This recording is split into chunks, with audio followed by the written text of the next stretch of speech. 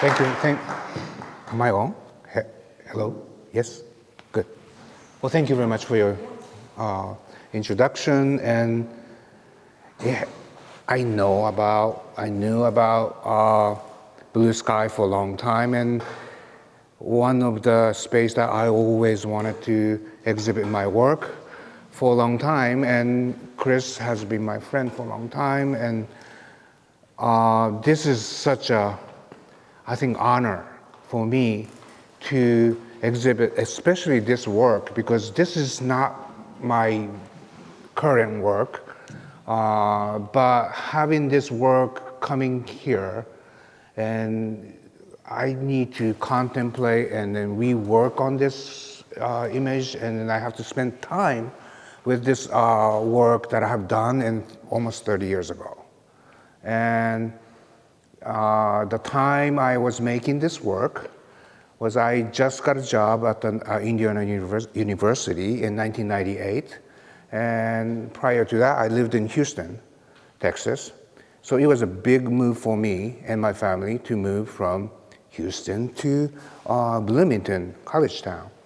So I went through this, and at the same time, my father was diagnosed as cancer, lung cancer, and then my wife was pregnant, as you can see in these images, and she had a baby, and my father was going through chemo.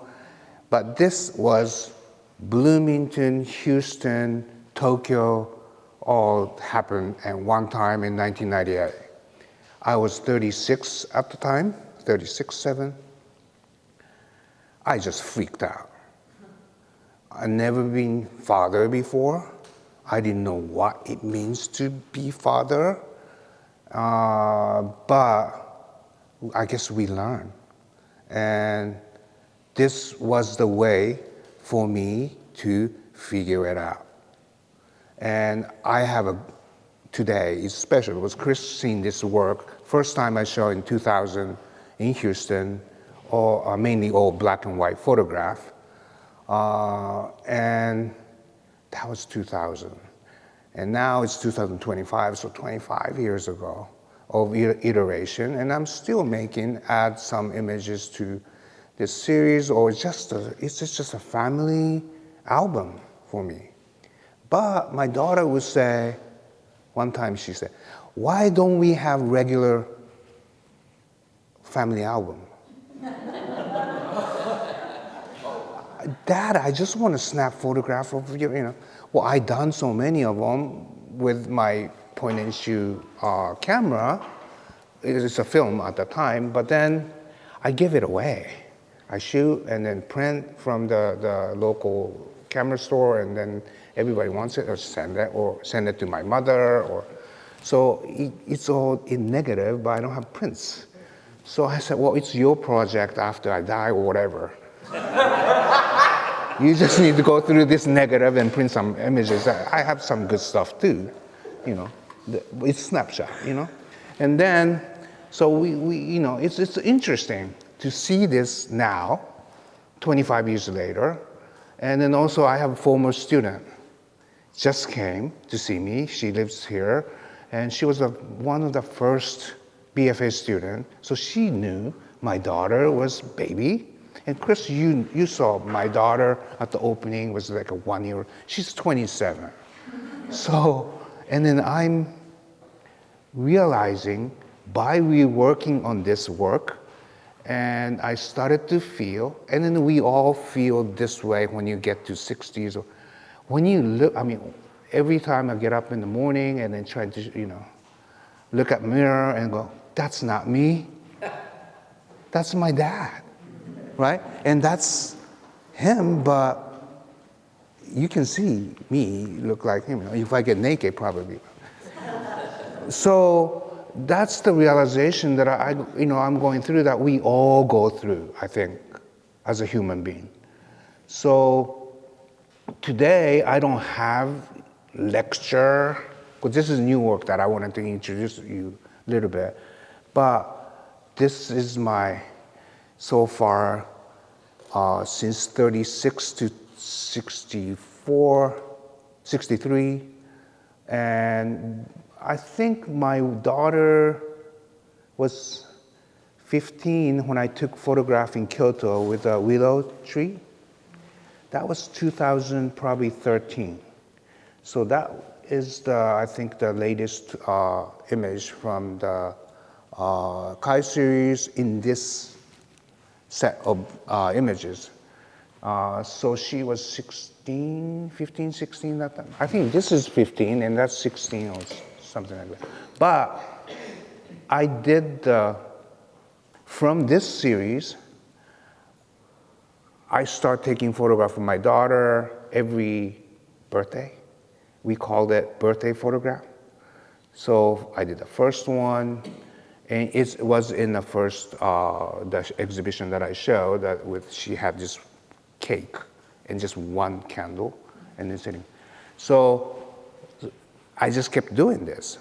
But you know, when daughter gets teenager mode and all that, so we ended after COVID, I think, right?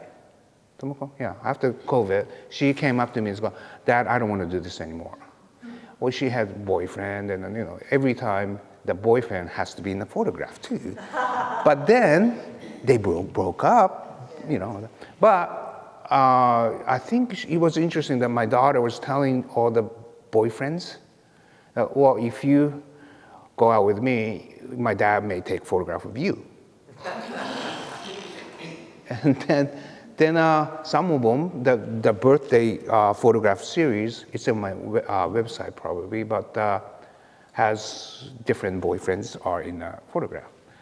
And the many interesting that I learned from my daughter too, and as well as my wife, making these images, because first I didn't think about making series of body work based on my family.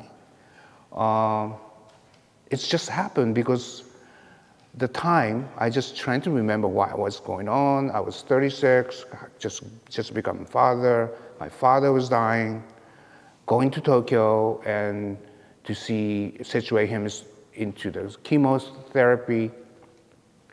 His body changes, he loses hair, and come back after 10 days then my wife's stomach is getting bigger and then, you know, the body changes too. So all that, oh my God, if I don't take photograph, I don't remember all this stuff. So that was the initial reaction to the changes of, you know, things were changing. And then I just taking photograph, not thinking about making body work. And also, prior to this work, I was known as digital photographer. My first body work was dealing with, I took photograph of drive-in theater, empty drive-in theater, and then I projected image onto the screen to demystify American Dream. So images that I inserted onto the screen was, I was taking photograph of kind of Americana images, KKK parade, border, but strangely, those kind of stuff coming back after 30 years, more than 30 years. So to do this work, I didn't know I was allowed to show these stray photographs because everybody recognized me as digital photographer. But moving to Indiana I think it was really made me think differently. Indiana University is our second oldest MFA program in the United States. Henry Holmes Smith is the founder of the department, and Jerry Wilsman and Jack Welpott and Betty Hahn and all the famous alumni went through IU, and my colleague Jeff Wallin is going to have a show right here, and so I came in to this this IU photo family as a little bit outsider because I was in digital. MFA didn't like me. I would say, well, why don't you erase certain part of the image if you don't like it, and then your content will not change? I challenged them because, whole discourse of making images or taking photograph is based on taking photograph. And 16 by 11, then print on an 8 by 10, 16 by 11 by 14, 16 by 20. And then I would say, well, those are manufactured, created size. But if you do digital, you can just do circle, you can do a lot of different things. But they didn't like they weren't ready because, the graduate students is basically raised by somebody else. And then come to my program, and then I'm just pointing, it's like, are you ready to change? So, my colleague Jeff was like, I think he was looking ahead to hire me.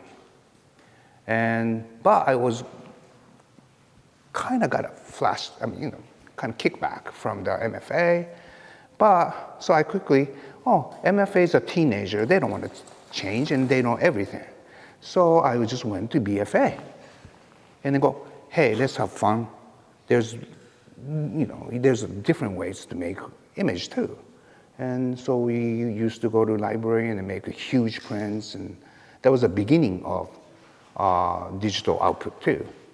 So I did all that stuff, but this kind of pushback from MFA made me think, why these people doesn't think about why they do straight photograph? And then I go, why am I trying to force these photographs that I shot and then trying to make a collage or whatever? So I was taking photographs, thinking about, maybe I can use this for digital imaging. But then I was started to think about how they didn't think about essence of straight photography. But then looking at, and then you can see that I started to ice my father's business jacket because of the climate change from Houston to Bloomington. It was so cold, and outside is snow, and and then my wife was going through postpartum, and then it's kind of crazy. So I need to be kind of center myself and look at the situation. And then the only way I could do it is take photographs. So I started to respond to the change and took photograph. I iced the jacket, and I created a T-shirt for the baby T-shirt, and I iced it and took photograph. And is there any? Yeah, this is a good example. And then I started to realize that I'm just preserving memory. Literally, icing is part of the preserving, and then why not photograph is preserving? So why not double preserve it? And then I put the photograph in a tray and then iced it, and then went outside and melted a little bit, and then created altar with my father's hand, my father's hand. One, I printed one side and I flipped the negative so I could make kind of butterfly wing like image. So by just doing photograph, I'm taking photograph of that situation and then trying to survive this crazy year, this whole thing started to happen. But still, until there's several different coincidences. When I made that image after the funeral in Japan, that became then when I had a show at the Photo Fest, the Vicky Goldberg from the New York Times printed that image half page of the Sunday review for the Photo Fest. So my friend called me from New York and then screaming, and Tomoko is on the New York Times half page.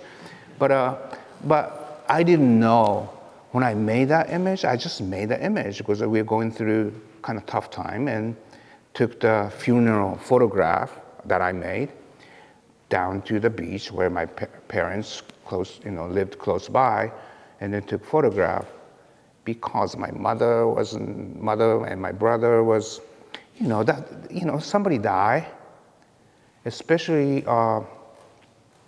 father figure died. We have drama, family drama. And I just I don't want to deal with this. And then we just went down to take that photograph. But I printed and then sent it to my gallery as a fax, fax. And then she received it and she had it in her office wall. And then the Houston Museum of Fine Arts Houston curator came and then saw that. And then she was saying, oh, James just sent me this, or a photograph of Tomoko. And then Anne saw it. I'm Tucker, who's the curator, saw it and go, God, tell him to just send me this image. So I did, and then I put the notes. She still had that note, but I said, Anne, this is just a sketch. I may do something to this image, but here it is. So then she called me, what are you talking about? Do something. This is a good image. And then so all that stuff that I was insecure because when you're young and you get recognition, I felt like I need to stick with what I'm recognized for, which is digital photography, and going through the question of students, and then this is preserving, and then I started to construct memory because I'm constructing some of them. Yes, some of them are stray photograph, and I got lucky with that touching toe image over there. I was taking photograph of something else, and all this, the light was coming through the window and just hitting, her feet, and then the baby grabs toes, and I just responded, took photograph, and it's like an amazing photograph. I got lucky, but those kind of spontaneous moment, as well as portrait and constructing images, and then also I start doing still life too, and metaphor. And so as it goes, I think I expanded to metaphor a lot. And then 12 years later, my mother lived by herself for 12 years, and then started to have dementia. And I live in Bloomington, Indiana. My brother lives in Houston. We needed to do something. It's just too far. But luckily, that was around 2012. I got a Guggenheim. So my project was in taking photograph in Okinawa, Japan. So I was set to go in Okinawa with my daughter for sabbatical time. And then I got a phone call from my uncle, and he goes, well, your mother is in the hospital, right? And so we have to go back and forth. And then I put her into assistant care place.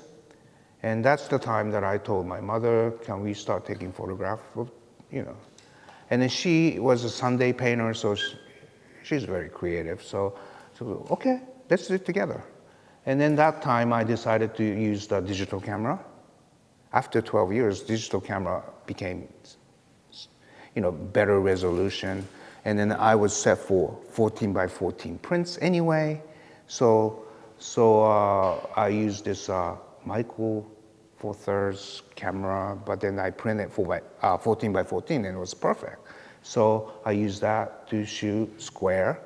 And then also this time I was taking photograph of my mother. Instead of black and white, the color seemed more soft and feminine. So it was different from taking photograph of my father. I decided to use color as a mean of creating feelings, I think, and start taking photograph of my mother in the transition time. And then 3 years later, she passed away. I had a chance to go back prior to her passing in spring break, I think, time. And I was talking to her and taking photograph, and she had a fever. And the assistant care place doctor was saying that it was maybe acting up from the arthritis. So I was like, okay, well, and then they were doing a test, and then came back, and then it was pneumonia. So she is forgetting swallowing food, and then the food goes, or liquid goes into the lung, right? It's common. And then I just called my brother, I just saw her, you need to go. So he went to take care, and then went into the hospital. And then it got cleared. But doctor was saying that it will happen again. And then at that point, my brother was like, should we do the tube to feed? And my mother said no. And my brother, we heard that she never wanted to do that. So from there, she wanted to go back to the assistant care place. So she did, and then after that, she just declined. But then, last minute, my brother goes, if you want to see her one more time, when she's still conscious, you should come now. But then it was like towards the end of the semester, I was just there, so I said, well, but all my students said, because they seen some of this image that I've already, they all said, go. And then Jeff, my colleague, said, no, go, James. So I went, and then she recognized, you can see that's one of the big portrait of my mother. That's the last conversation I had with her. I had a camera on, and we were just talking, and then said, and then after that, that was the last time we had eye-to-eye contact. I mean, I shot a lot, but that's the only one. And then I was shaking too, and that's why it's soft and high key, light coming in from the window. And then after she passed away, we have to clean the house. And all the stuff that she had, and before you throw it away, I start making still life. I didn't throw it away, the photograph, but then, pantyhose, stockings. I didn't know, a bag full of stockings in different skin tone. And then my wife goes, you didn't know? We all have different stockings, So okay, I didn't know. So can I throw it away? And then she goes, yeah, we can keep it. So what I did was, okay, well, let me take a photograph. It was kind of, whole thing, making image of family is kind of, you have to deal with you have to be vulnerable. So as a male son, taking photograph of my mother's underwear is kind of, I don't know, it's strange, isn't it? But I thought it was beautiful. So I created that circle, because Kai means cycle, circle. So I used that kind of formal metaphor as well too, and created that image, and that is one of my favorite still life abstracted images. So, and then also I'm going back and forth between Japan and Bloomington. And then also I started to exhibit my work a lot in Tokyo, because that's my excuse to go see my mother, an assistant care place. So all that stuff that was like kind of working together. At the same time, I abandoned my family in Bloomington, because I have to go back and forth. So it's not all kind of happy moment, but the one, my wife is sleeping in the dark, that's the time that we're having, as a couple, we're having a hard time. So it's a photographic series, but each one has kind of hidden story. So it's a visual storytelling as well as my personal, really deep personal history, I think. And to see this 25 years later, that's the time you have distance to see, and then also aging of myself is coming into this. So it's strange, it's strange, but it's life. And I always think about in photography, Emmett Gowan, taking photograph of Edith, and then later on, I had a incredible honor and fortune to do an exhibition with my hero, Emmett Gowan.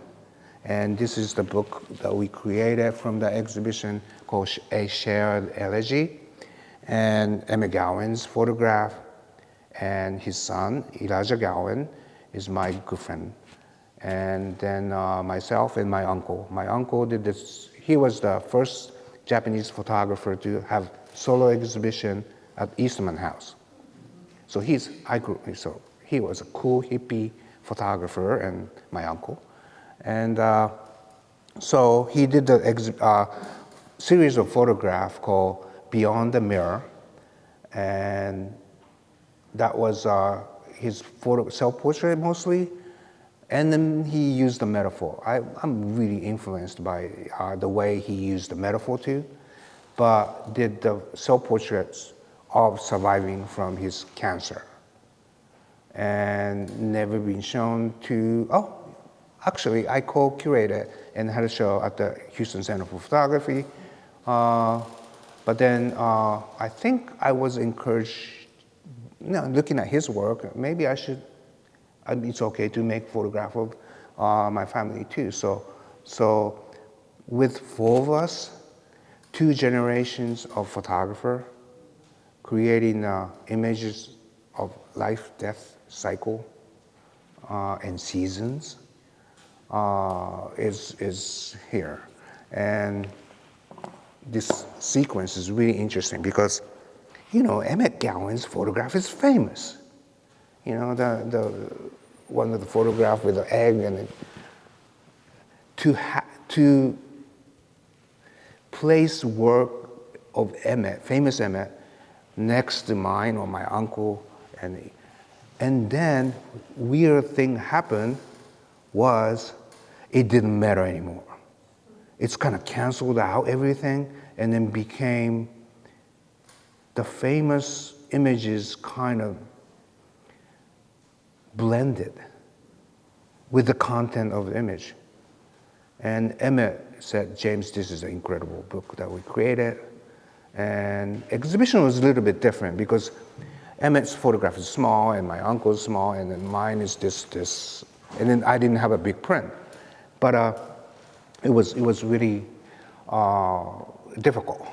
That's how I came up idea of creating the grid with the color, because Elijah had a huge photograph, and it's like it just didn't. But it worked out at the end.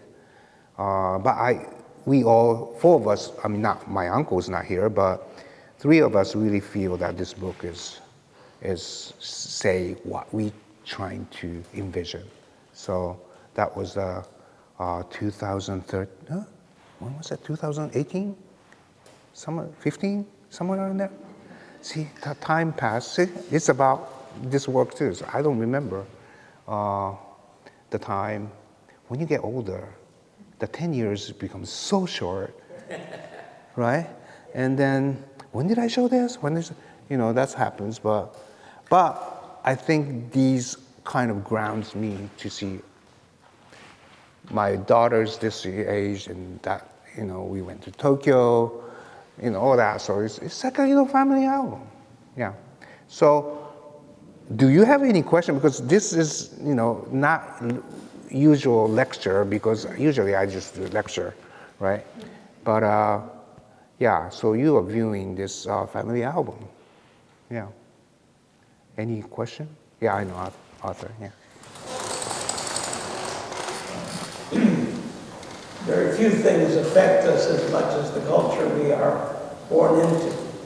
It affects us so much we don't even know that we are born into a culture. We just think it's reality. Very few artists who are binational are Japan, United States. Yeah. perfectly binational as you are. Yeah.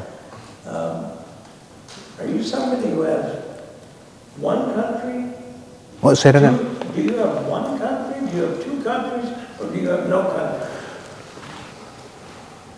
I'm always aware of where I am. And then I always wonder where I am. To be in between. But then that leads to my question about my new work too. That always I was thinking about, I go back to Japan, and as a photographer too, I was embraced by Japanese photography and started to show a lot and got an award.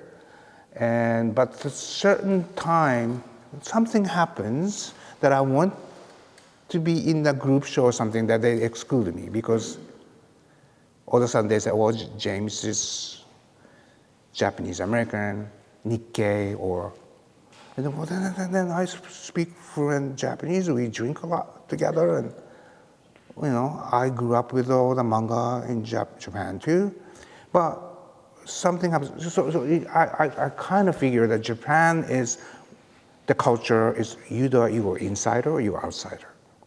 So, yes, I can become insider, but then something, they really wanted to do their insider, group show or something, they can easily put me away, right? Push me away. So I thought, okay, if that's the case, I'm just going to go back and do my thing here. Then I come here and I'm yellow, right? So those are stuff that I didn't know. When I moved to United States, that I didn't know I was yellow. I was Japanese and I came here, and then in Houston, Texas in 1977. It wasn't easy, right? So those kind of stuff that stays in my mind. And then also, am I Japanese American? I'm not kind of technically second generation, but I'm more like first generation. And then my daughter is second generation for sure. And then, but then I never lived in Japanese American community. Houston was not really. I had friend, Japanese American friend, but living in Tokyo, Houston, and Bloomington, there was no Japanese. That's why I started to come into, I was in San Francisco meeting curators, and then here too. Then I go, there is a community here, Japanese American community here. So I think I don't know I'm answering your question, but I'm aware, but I don't want only make my identity work. This is, yes, it falls into identity work, but somehow it's transcend, because I know you guys looking at Asian family images, but somehow you forget. I talked to Emmett about it too. Emmett, I was like, yeah, you do. Your photograph is just not about Asian American only identity work. So that's interesting too. But then I'm interested in Asian American identity now. And my new work is not probably directly Japanese American personal identity history work, but there is a collective history for Japanese American or even immigrant or Asian American. So, and then things are happening to exclude some, people with this administration is happened before, and then it has been, I'm sorry. white people has done this. For the Native American, black or Asian American. So at 60, I turned 60. I'm gonna switch to new work too, after. But from that question, when I turned 60 in Japan, when you turn 60, it's called kaneki, and you wear a red hat and a red vest, and you are considered as going back to baby. But you can carry all the wisdom of 60 years old. And everybody around you have to listen to you and take care of you. So I love this concept, right? I told my students, you guys need to, Americans, you need to, take care of elderly people. So with this identity crisis, I took 25,000 miles altogether so far journey. Got on the car and visited all the Japanese incarceration or concentration camp in the United States.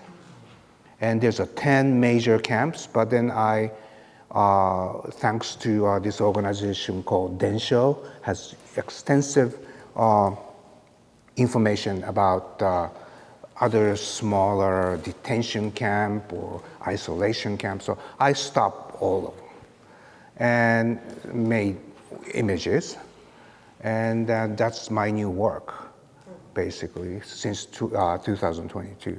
And it started to, now I created 4 different body of work right now, and then I'm working on the 4th one right now. Then I can share that with you if you're interested, because it's just different mode of making work. This is very personal, introspective, but then I do other work, is political and then also cultural, and I think critiquing American culture.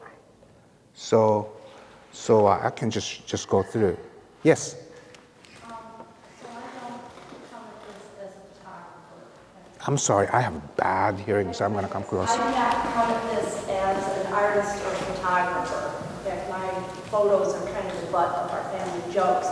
But I come at this as a psychotherapist, and I had a couple of things that I noted about this. And first of all, I want to thank you very much for sharing these photos with us.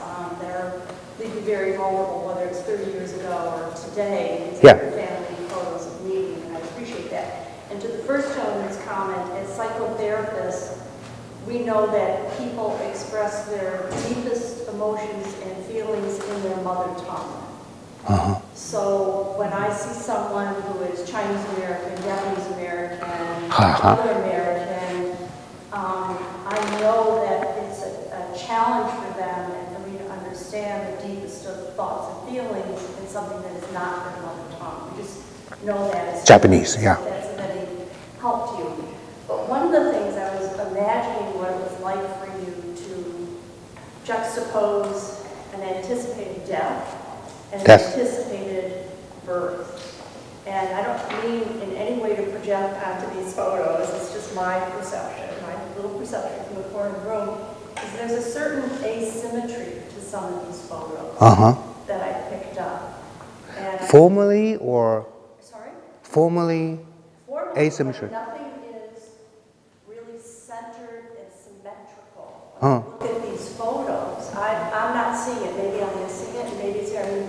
The hand photo of your father. It's not a totally symmetrical, frozen picture. This picture of your mother. It's not particularly perfectly symmetrical. Yeah. So I was seeing that asymmetry of anticipation of a death and a birth, and trying to process that together. So I don't, like I said, I want to project that onto it. I was just pointing that out to you. I wasn't that conscious about asymmetry. I think it's a square format, and I placed the probably subject right in the middle. But then I understand what you're saying, the subtle shift. I think that's the shift. Yes, maybe I aimed for the symmetry, but then there's always shift. So maybe that shift will kind of visualize my emotional shift, right? And then it's working out because my father, when he visited Bloomington, that was the back of his back that I took photograph. But then yeah, maybe a little bit asymmetry too. So yeah, but I didn't I was conscious about metaphor as a circle because Kai. I mean that's obvious in this. I made a print to create circular vignette, right? So yeah, but interested, yeah. And then my other comment is that one of the things we know as psychotherapists is the difference between emotions and feelings, right? A lot of people don't understand that difference. And I think your photos capture both. And it's really lovely for me to be able to see that. It's a real nice experience for me personally. Okay, thank you very much. Thank you, yeah. But am I okay?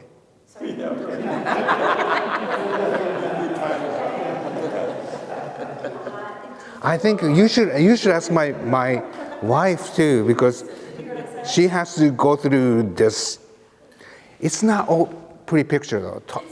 I don't want to disclose all the negative stuff, but we went through a lot. And the distance of this two different, Tokyo is far. 3 times, mostly Hiroshima and Kyoto. Yeah, we almost got divorced, I can imagine. you know? I can imagine. You are probably not the only one in this group.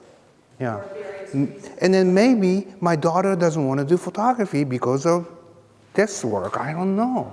So it's not that easy, But now at the end, when it becomes 25 years later, I think my daughter too go, Dad, she really wanted to come see it, but then, so at one point, she said, nah. But now it's like, they can, my wife too, I think they can see this with the space, I think. Can I ask your wife, does this feel different to you now, 25 years later, than it did then? It might be too personal. Haha, now you're in the spot. I remember all the memory behind the pictures, and it is different because, like James said, we went through sometimes, and then I'm glad we're okay now. And in that sense, I'm glad he did this work. That's all I can say, because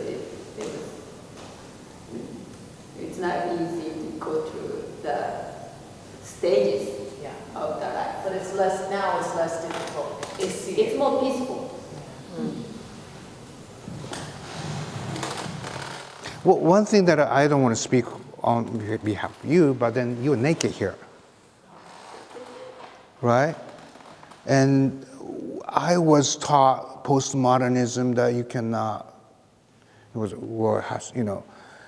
question about depicting woman's body as a male gaze, all that. And then when she got pregnant, I did this in Houston backyard. And my teacher, Suzanne Bloom, came to see the baby, and with Ed Hill. And then it was like a contact sheet on the table. She picked him up, and then I thought she was gonna get mad at me. You cannot do this.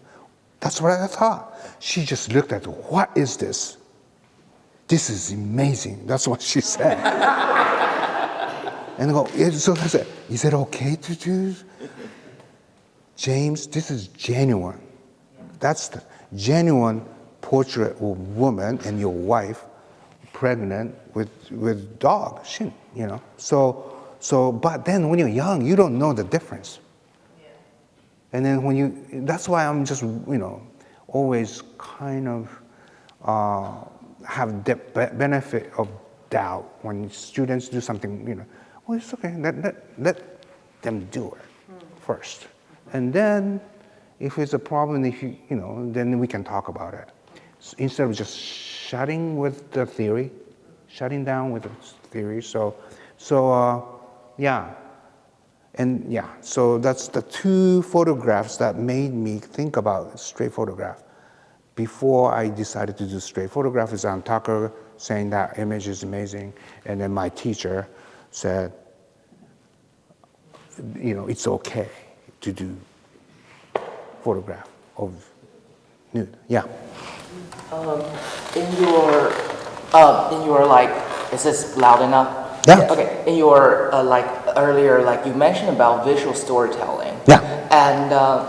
And so because it's like if we can see an image like an open book, when I know immediately what everything is in there. That's not good enough. But when there's no audience can figure out what's going on, that's also problematic in its own way. And I found the reason to me why these transcend the idea of like Asian American storytelling is that instead of giving the story or even allow me to or make me to have association with the story, it give me a sense of a story's presence, and it's so strong. So instead of seeing it as like, oh, I can imagine what is happening in the picture, I can only see the pictures. I know the emotion and the intensity and the story from it, yet I cannot interpret it. So therefore, I'm able to link them to my own experience. Yeah, that's. And, So you answered the question beautifully. This is like my observation, but my question is, how do you land it in this middle ground or this magic point? And how do you find it when you're interacting with the object? That's a hard question now. It's not, you cannot make that too deliberate. Then you lose the magic, right? So you want to say, but you cannot say it clearly. How do you make it ambivalent a little bit, right? And then also I think I use the visual language that don't complete the sentence. So I have lots of abstracted images, right? If my mother is so clear, I don't think you feel that emotion. Intentionally, I was just talking to her, I was crying too, right? Talking to her, and then I just put the slow shutters on and then overexpose it a little bit. And then I was just talking and shaking. But some point, I was kind of in sync with her movement and my shaking. That's why I think it happened. So in a way, you have to give space for something to happen. Then you fail because sometimes you give too much space, right? But I think that helps to kind of visualize the unknown or visualize the unseen, that it's actually, there's a photograph. Photograph always, it's a reality, so it's there. But is there anything else that it's in that what you're looking at beyond reality? I mean, I think about that all the time. I do the historical side of the suicide cave or suicide cliff. You're looking at this, but then, 80 years ago, there was 200,000 people died here or something like that, right? So I believe there's some kind of aura or spirit in the place that is present. But how do you visualize is you have to pay attention to the light, shadow, wind. Those are the things that I think It's like contradicting to photography, right? But somehow you need to vacuum that into your camera. I don't know, sometimes. Most of the time I fail, but then I think over the years I'm getting good at it. Yeah. So I'm gonna show you just a little bit of this, okay? So this is what I'm doing now since 2022, and just to have it releasing this new book. So this is the book I created with the Team Roof Press, and it's kind of zine kind of style, tabloid.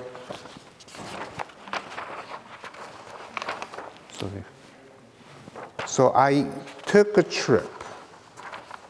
I'm going to the next. So as I said, I had the identity crisis 160, and I had a sabbatical, and then originally I was thinking about going to Okinawa to continue my work, but then Japan was shut down, so I couldn't go. And a series of kind of incidents happened, and I questioned about myself.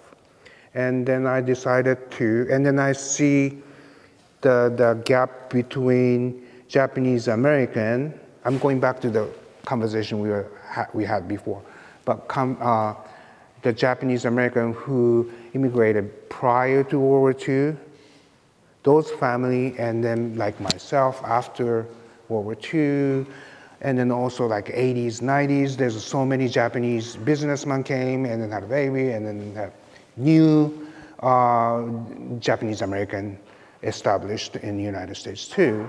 But those people it's different. I mean, I felt there's a certain familial trauma that the prior group of Japanese American carries, and then pass it on to the generation, even though the Japanese American who experienced incarceration didn't want to talk about it. But now, eventually, little by little, and then it passed it on.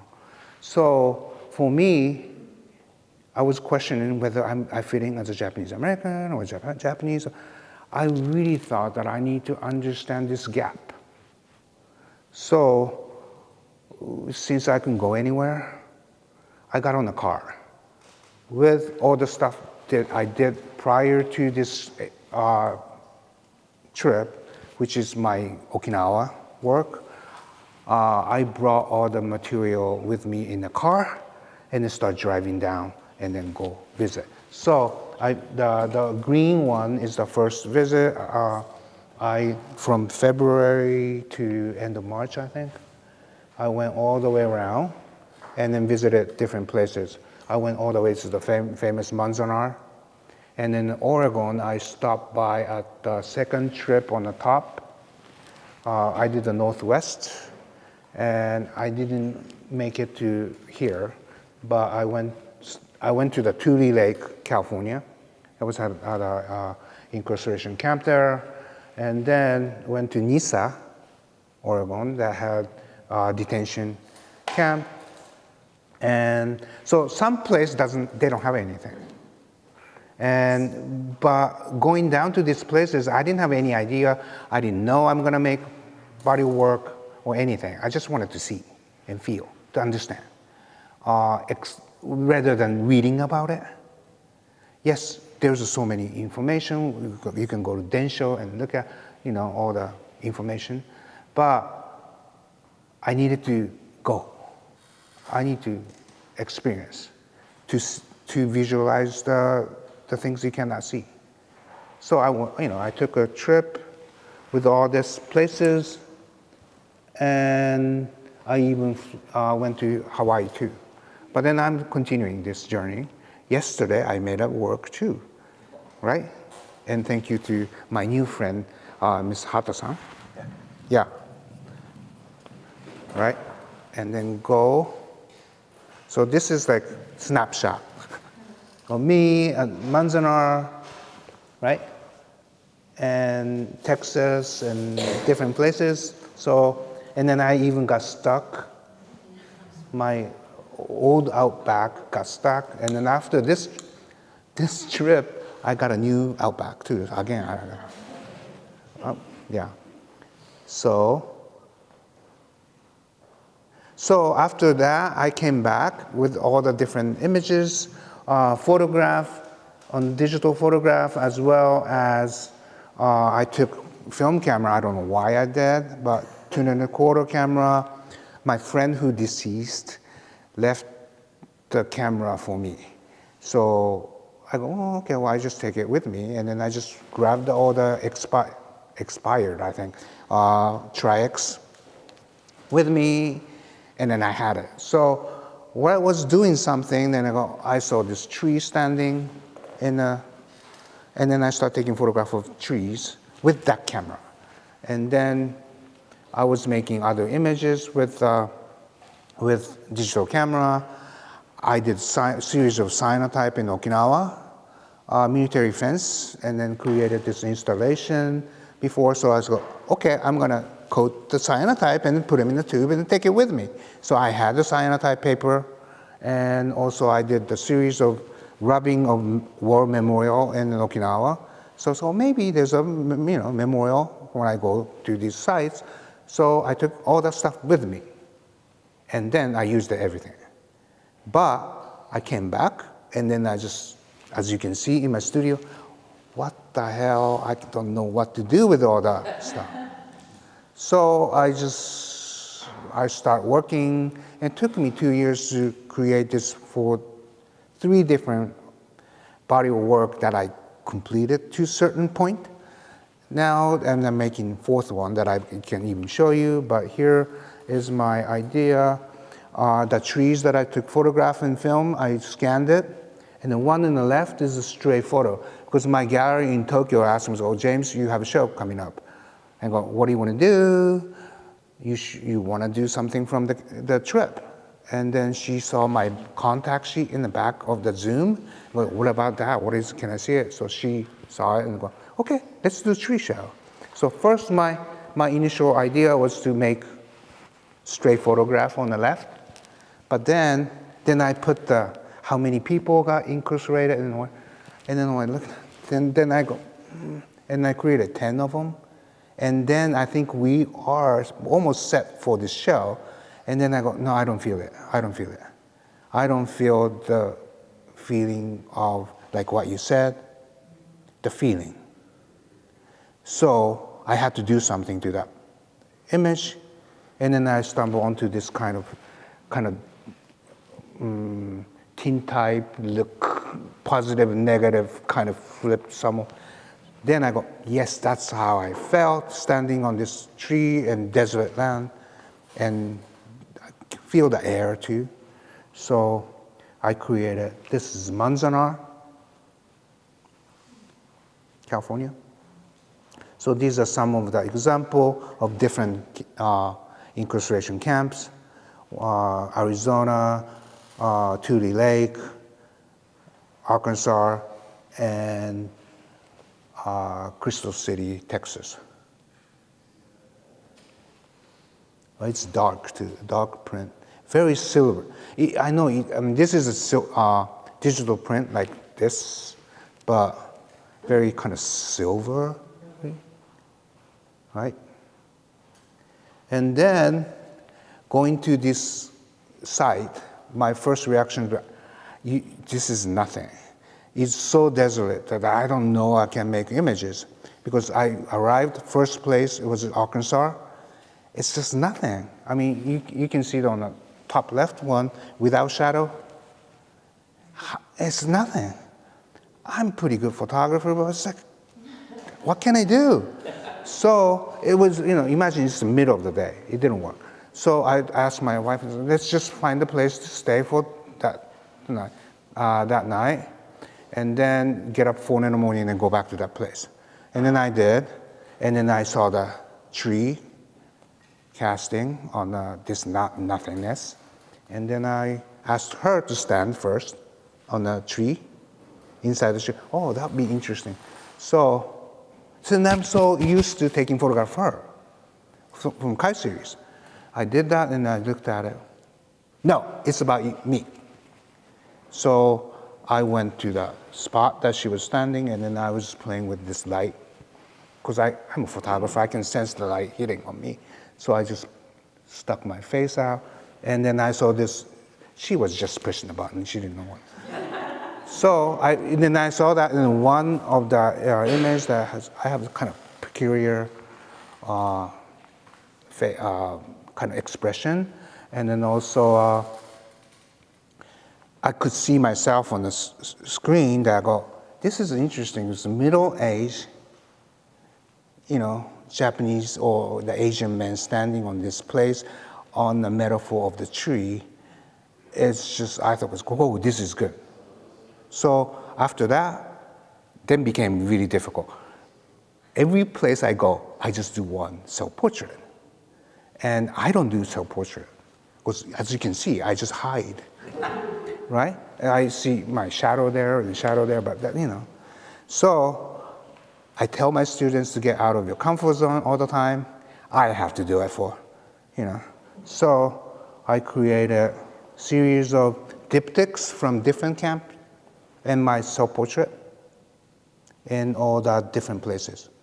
And then I played, it becomes performative self-portrait. So second trip I did, I have to think about what should I wear, So I brought some props too, but then also I was playing with a history of photography too, to have fun with it. So one on the right is Fort Sill with this missile, but then I'm standing and I'm doing this like Eddie Adams' famous photograph of the Vietnam execution. That's another self-portrait. And she drove with me on the first camp in Arkansas, and then she went back, flew back, and then she needs to work, so she flew back. And it's your own, you go. And then I went to the different camps, and then I went all the way to Manzanar. Then I go, do I have to drive back all by myself? So I asked her to fly into Las Vegas, and then we visited different places a little bit more. And then one on the bottom is, with a rainbow, is Heart Mountain, Wyoming camp. And then one on the right is Pearl Harbor oil leak from Arizona. Because when I talk to Americans about Hiroshima, Nagasaki, or even incarceration camp matter, they all say, well, Pearl Harbor. So if you can justify everything with Pearl Harbor, compared to how many people died in Japan, civilians I'm talking about, like Okinawa, because I did Okinawan work, 200,000 people died, 100,000 were Okinawans, civilians. Pearl Harbor, 1,500 servicemen, women died. That's not good. But only 20 civilians. It's not the number, I know, but there's something here. So I really think that I'm kind of strange Japanese American, that I can introduce Japan side and here, and then in the middle. So I included image from Hiroshima, image from Okinawa, and an image from Pearl Harbor mixed with all this stuff. And then cyanotype. I did the cyanotype like this. At the site, you find the object, barbed wire and glass and all that. So I start making cyanotype on the middle of the day, because early day, later evening, I was taking photograph because I was relying on this light. But then middle of the day,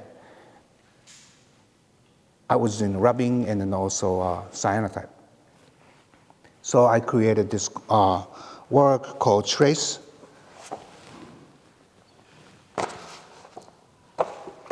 So I created the vertical diptych with cyanotype and also tone cyanotype. with the photograph of the incarceration camps. And it becomes like sky and ground diptych. That's manzanar, camouflage, factory foundation. And then also I start taking photographs of railroads connecting all the camps. That's Pearl Harbor, right? That's Okinawa.